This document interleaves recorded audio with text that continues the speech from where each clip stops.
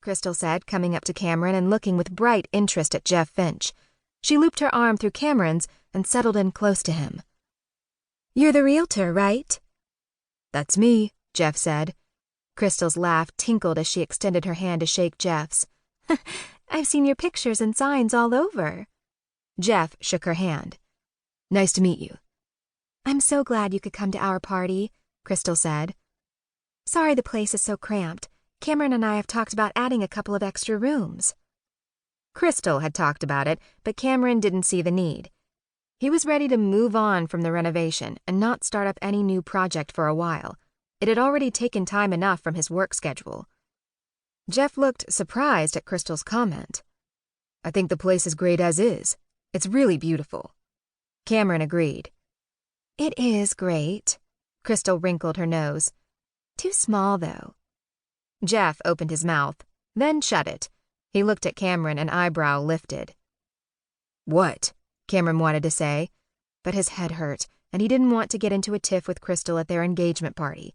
Besides, his parents had just arrived. "Well, congratulations again, you two," Jeff said. "I'll be out of town during your wedding, but if I don't see you before then, I hope you enjoy Vail.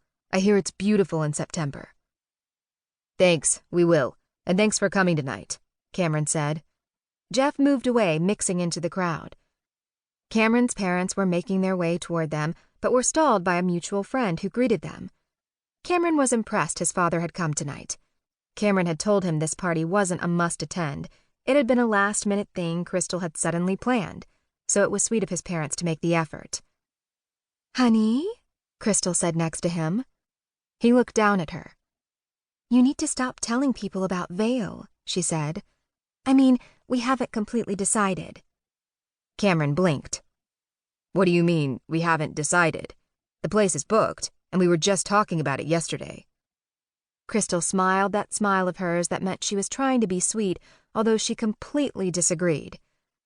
"Remember how I told you my friend Deanne went to Italy on her honeymoon last spring? She said it was absolutely amazing. They spent 10 days... "Crystal," Cameron cut her off. "You know I can't be gone for 10 days, especially in another time zone and across the ocean." "Cameron, this place looks beautiful," a woman's voice cut in. "I love what you've done with it." Cameron turned to see his mom. They shared the same brown eyes and dark brown hair. "Thanks, Mom," he said. "Hi, Dad." His dad grinned and pulled him into a bear hug. "You've been busy, I see. Even Grandpa Vance would be impressed with what you've done to his old cabin. Good thing the quarterly numbers showed a profit, or we'd be having a serious discussion right now." Cameron pulled away from his dad and laughed. "I told you it was going to be a good quarter. The Adidas contract we signed in March is only the beginning of more great things to come. I have a meeting with Under Armour next week to see if they're interested in contracting with us for manufacturing as well." "That's my boy," his dad said in a jovial tone, clapping Cameron on the shoulder. "Excuse me, Mr. Vance," Crystal said. "I don't mean to be rude, but tonight Cameron promised not to talk about business. We're focusing on celebrating our engagement." Cameron vaguely remembered agreeing to something, but the silence that fell within their small circle was palpable. "All righty then," his dad said, his mouth still smiling, but his eyes gleaming with several questions Cameron knew he wasn't looking forward to answering later. "We'll go hit the refreshments since we had to leave another dinner party early to come here," his mom said, ever the tactful person. "Crystal, dear, did you put the refreshments together? They look wonderful." Crystal straightened but still clung to Cameron's arm. "I used a catering company." "Of course you did," his mom said with a sweet smile. "But it still takes time and effort to put everything together. It all looks very nice." "Thank you, Mrs. Vance." Even though Crystal's tone was pleasant, Cameron felt her stiffen at his side. He didn't know why Crystal felt defensive around his mom.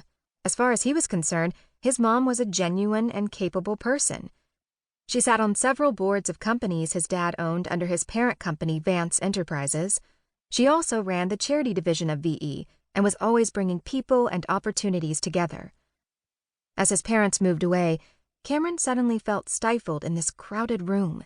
He just wanted to go out onto the back deck and breathe in nature. He'd had several